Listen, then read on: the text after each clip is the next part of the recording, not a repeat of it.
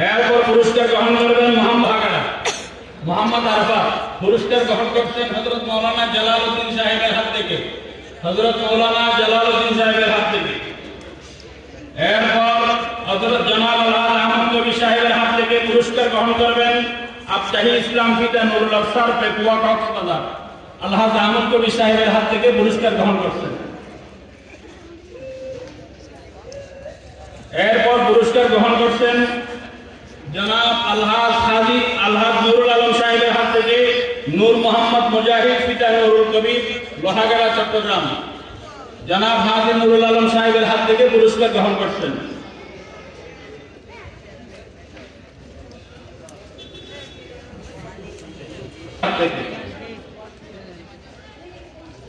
আলহামদুলিল্লাহ, এ পর্যন্ত আমাদের সর্বমোট 18 জন হিজাব বিভাগের ছাত্রদেরকে পুরস্কৃত করা হয়েছে এবং সর্বমোট 15 জন হিফজ বিভাগের ছাত্রদেরকে 16 জন হিফজ বিভাগের ছাত্রদেরকে দস্তারবন্দি করা হয়েছে। আলহামদুলিল্লাহ।